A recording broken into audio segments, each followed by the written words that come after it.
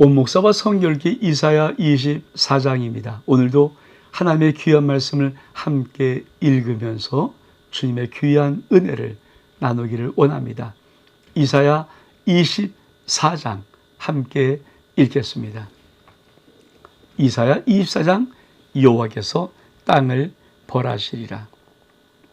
보라, 여호와께서 땅을 공고하게 하시며 황폐하게 하시며 지면을 뒤집어 엎으시고 그 주민을 흩으시리니 백성과 재앙이 같을 것이며 종과 상전이 같을 것이며 여종과 여종이 같을 것이며 사는 자와 하는 자가 같을 것이며 빌려주는 자와 빌린 자가 같을 것이며 이자를 받는 자와 이자를 내는 자가 같을 것이라. 땅이 온전히 공허하게 되며 온전히 황무하게 되리라. 여호와께서 이 말씀을 하셨느니라. 땅이 슬퍼하고 쇠잔하며 세계가 쇠약하고 쇠자하며 세상 백성 중에 높은 자가 쇠약하며 땅이 또한 그 주민 아래서 더럽게 되었으니 이는 그리 율법을 범하며 율례를 어기며 영원한 언약을 깨뜨렸습니다. 그러므로 저희가 땅을 삼켰고 그 중에 사는 자들이 정죄함을 당하였고 땅의 주민은 불타서 남은 자가 적었고 새 포도즙 슬퍼하며 포도나무가 쇠잔하며 마음이 즐겁던 자가 다 탄식하며 속어친 기쁨이 그치고 즐거운 자의 소리가 끊어지고 순탄한 기쁨이 그쳤으며 노래하면서 포도주를 마시지 못하며 독주는 그 마시는 자에게 쓰게 될 것이라. 약탈을 당한 성읍이 허물어지고 집마다 닫혀서 들어간 자가 없으며 포도주가 없으므로 거리에서 부르짖으며 모든 즐거움이 사라졌으며 땅의 기쁨이 소멸되었도다. 성읍이 황무하고 성문이 파괴되었느니라. 세계 민족 중에 이런 일이 있으니 곧 감람나무 흔든같이 포도를 거둔 후에 그 남은 것을 주음과 같을 것임이라. 그렇습니다. 이사야 24장은 여기서부터 사실 어떤 신학자들은 이게 하나님 나라 백성의 회복이라는 주제를 가지고 24, 25, 26, 27장을 봅니다. 어떤 신학자들은 이 24장, 25, 26, 27장까지 4장이 이사야의 묵시록, 마태복음 24장이 우리 주 예수님의 묵시록인 것처럼 마지막 날을 심판 날을 그렸던 것처럼 이사야 묵시록이라고 말하는 그런 신학자도 있습니다. 어떻든 간에 이 이사야 24장부터는 하나님께서 마지막 땅의 모든 심판을 하시지만 왜 회복이라는 단어를 쓰냐면 악에는 심판받지만 하나님의 나라의 의는 구원받기 때문입니다. 특별히 24장은 여호와의 날 최후의 심판에 대한 예언의 말씀입니다. 우리 다시 한번 볼까요? 여호와께서 땅을 벌하실 것이다. 보라, 여호와께서 땅을 공허하게 하시며 황폐하게 하시며 뒤집어 엎고 주민은 흩어 버리실 것이다. 여러분, 결국은 하늘의 하나님은 마지막 역사의 종말도 땅을 심판하면서 끝을 냅니다. 사실 구약에 하나님의 심판의 내용은 뭘까요? 그 땅을 쳐버리시는 거예요. 그러면 이 하나님의 심판이 이루어질 때 어떤 것들이 일어날 것인가? 2절에 보면 이렇게 말합니다. 백성과 제사장이 같을 것이고 종과 상계가 같을 것이고 여종과 여종이 같을 것이며 사는 자, 파는 자, 빌려주는 자, 빌리는 자, 이자를 받는 이자를 내는 자 같을 것이다. 이거는 뭐예요? 여러분, 백성과 제사장은 계급의 구별, 직분의 구별이 있어야 되죠. 그리고 뭔가 다르잖아요. 여러분, 종과 상전이 어떻게 같습니까? 여종과 여종이 어떻게 같습니까? 높낮이의 차이가 있을 수 있는데 다 같아진다.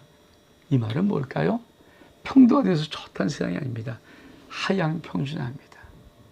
여러분, 하나님의 심판 속에 아주 무서운 심판이 뭐냐면 바보 만들어버리는 거예요. 무지한 자 만들어버리는 거예요. 다 어리석은 자 만들어버리는 거예요. 참 무서운 심판이잖아요. 여러분, 한 가정에도 지은 자가 있어야 가정이 살죠. 한 이웃 속에도 지은 자가 있어야 되죠. 나라와 민족은 더할 나위 없죠. 지도자가, 올바른 지도자가 있어야 되는데, 아니, 다 바보, 어리석은 자, 무식한 자 만들어버리면 어떡합니까? 저는 그래서 위런 위어섭의 정치예비 참 제가 정말 좋아하는 책 중에 하나고 좋아하는 한 구절이 있습니다.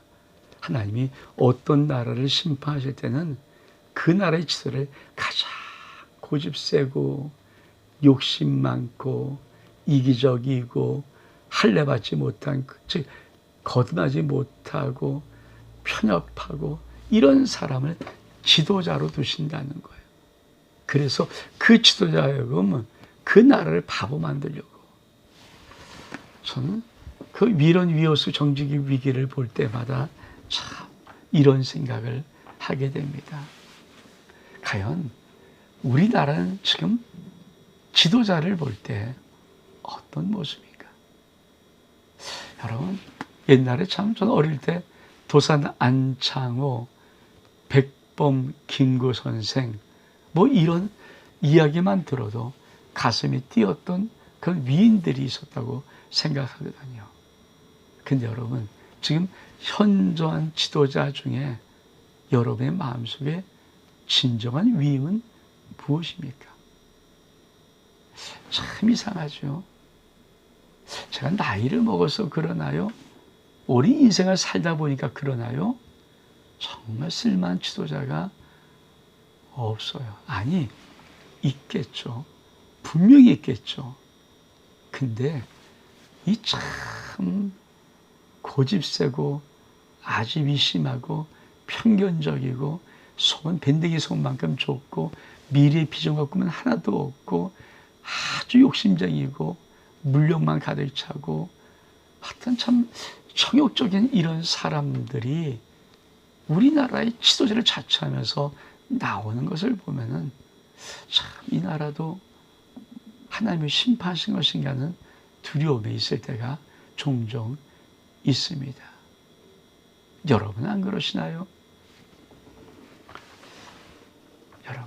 여러분도 아마 동일한 느낌이 있을 겁니다. 지금 정치한 나사의 이름 들어보십시오.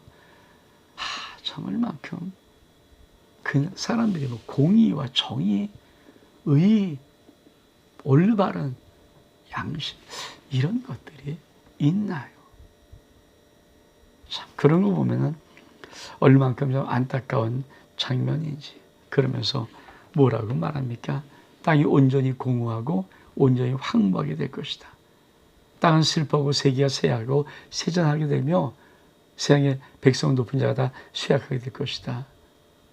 땅이 그 주변에서 더럽게 되었으니. 왜 그렇습니까? 이들이 율법을 범하고 율례를 어기며 여호와의 언약을 깨뜨려서 그러므로 저주와 땅을 삼켰고 정죄를 당하고 땅의 주인이 불타서 남은 것이 적도다. 결국 하나님이 그 땅을 심판할 수밖에 없는 것이 뭘까요? 하나님 말씀을 따르는 자, 지키는 자, 순종한 자가 없어요. 하나님 말씀을 깨버립니다. 그러므로 반드시 저주가 땅을 삼킵니다. 그렇죠? 이는 율법을 범하고 율례를 어기며 여호와의 언약을 깨뜨렸으며 그러므로 기억하십시오. 저주가 땅을 삼켰다. 여러분, 이거는 나라를 향한 말도 아닙니다. 어쩌면 우리를 향한 말씀이죠. 우리가 하나님의 언약의 말씀을 잊어버리고 잃어버리는 순간에 저주가 우리 인생을 삼켜 버릴 것이기 때문입니다. 그러면 어떻게 될까요? 그렇습니다. 기쁨이 다 그칩니다. 즐거운 소리가 끊어집니다. 그리고 사람이 노래하면서 포도주를 마시지 못하고 독주 마실 때마다 쓰게 될 것입니다. 약탈당한 성읍이 허물어지고 진마에서 들어간 자가 없으며 포도주가 없으므로 모든 즐거움이 사라지고 땅의 모든 기쁨이 소멸됩니다. 참, 이러한 마지막 날, 심판 날이 있다는 거예요. 그렇죠? 이 날은 어떤 날입니까? 그렇습니다. 세계 민족 중에 이런 일이 있으니 곧 감람나무를 흔듦같이 포도를 거둔 나무를 중화될 것이라. 어떤 거라고요? 흔들어 버리는 날입니다. 하나님의 심판은 하나님의 손이 흔들어 버리는 날이에요. 여러분, 세상 사람이 멋지고 까불고 대단 같아도 하나님이 딱 잡고 흔들어 버리면 아무도 살아날 자 없습니다. 하나님은 창조주이시지만 지금도 살아서 역사를 주관하시는 주권자이십니다. 이렇게 24장은 하나님의 땅에 대한 심판을 말하면서 갑자기 또 확 바뀝니다. 이게 참 묘한 거죠. 그러니까 우리가 소리를 높여 부를 것이라 여호와의 위엄으로 말미암아 바다에서 크게 외치리라. 그러므로 너희 동방에서 여호와를 영화롭게 하며 모든 바다 모든 섬에서 이스라엘 하나님 여호와의 이름을 영화롭게 할 것이라. 땅 끝에서부터 노래하는 소리가 우리에게 들리기를 의로우신 이에게 영광을 돌리세 하도다. 갑자기 찬양 소리가 온 열방에 나오는 것입니다. 그러니까 하나님, 왜 선지서 이 예언서가 어렵다고 했습니까? 아니 심판을 말하고 갑자기 또 찬양을 말하니까 헷갈리는 거예요. 우리가 처음 제가 이사행할 때 뭐라고 말씀했습니까? 여러분, 악인에게는 하나님의 심판이지만 의인에게는 그날이 여호와의 날이 구원의 날이기 때문입니다. 그런데 어떨까요? 또 이렇게 말합니다. 16절 중반절에 그러나 난 이르기를 나는 쇠전하였고 나는 세전하였으니 내가 화가 있다.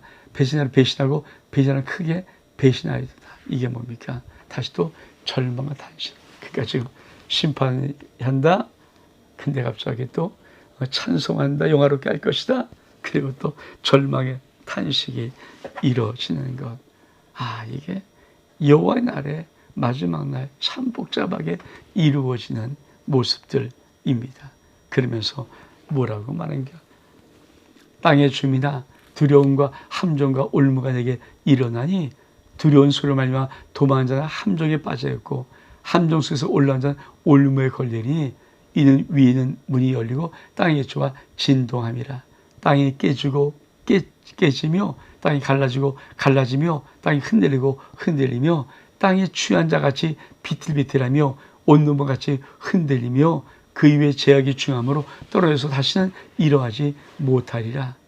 그날에 여호와께 높은 데서 높은 군대를 벌하시며 땅에서 땅의 왕들을 벌하시리니 그들의 죄수가 깊은 옥에 모임같이 모이게 되고 오이가 쳤다가 일어나는 우리의 형벌을 받을 것이라.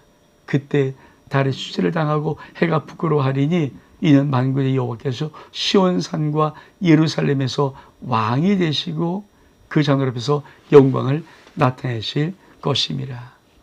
그렇습니다. 여러분, 또 탄식하면서 어떤 것들이 일어납니까? 참, 여러분, 두려운 소리로 말려 도망하는데 함정에 빠지고 함정에서 올라오는데 올무에 걸립니다. 여러분, 땅은 깨지고 깨집니다. 땅은 갈라집니다. 땅은 흔들립니다. 땅이 취한같이 비틀비틀 거리면서 결국은 떨어져서 다시는 일어나지 못합니다. 마지막 날에 무서운 하나님의 심판을 보여주고 있죠. 여러분, 땅이 깨지고 갈라지고 흔들리는 이런 마지막 심판, 하나님의 심판 때, 그날에 이 하나님의 심판 때 여러분, 여호와께서 높은 데서 높은 군대를 벌하시며 땅에서 땅의 왕들을 벌하실 것입니다. 다 그들을 그들은 형벌받을 것입니다. 근데 여러분 그때 달이 수치를 당하고 해가 부끄러워하리니 왜? 이는 만군의 여호와께서 시온산과 예루살렘에서 왕이 되시며 그 장으로서 영광을 나타내실 것입니다. 여러분 종말의 땅의 심판 때는 바로 하나님의 지극한 영광을 받으실 때입니다. 그래서 요한계시록은 믿음에서 벌벌 떨면서 어쩌고 이렇게 읽으면 안 되는 책이에요. 아름다운 하나님의 사랑의 편지입니다. 교회에서는 하나님의 사랑의 아름다운 편지입니다. 세상은 이렇게 무서울 것이다. 근데 너희들은 안전할 것이다. 너희들은 지극히 큰 하나님의 영광을 보게 될 것이다. 그게 요한계시록의 메시지입니다. 우리가 종말을 사는 마지막 때에 사는 사람 벌을 떨면서 어떻게 용이 나타나 그런 게 아닙니다. 만약 사람이 종말하면서 용이 나타나면 어떨까? 접근해서 짐승을 나타나니까 피파 여러분 마지막 때를 견딜 수 있도록 하나님이 은혜 주실 뿐 아니라 하나님은 먼저 요한계시록에 당신의 백성에게 인을 치시랍니다. 아무도 못 견디게 내 거야 인치시고 그리고 인침받지 못한 자 침시표를 받은 자에게 하면 심판의 벌을 내리시고 우리는 하나님이 하나님의 품으로 품어주십니다. 여러분 어쩌면 지금부터도 이 종말의 위기가 느꼈을 만큼 정말 마지막 때의 모습들이 이 세상에 많이 나타나고 있습니다. 근데 그 속에는 이 마지막 때의 두려움의 떨림이 아니라 하나님의 영광의 나타남이 있는 이 어마어마한 장엄한 영광의 하나님을 우리가 바라볼 수 있는 거룩한 믿음의 용기가 있기를 주 이름으로 축복합니다. 온 목사와 성경 읽기 이사야 24장 여기서 마칩니다. 샬롬.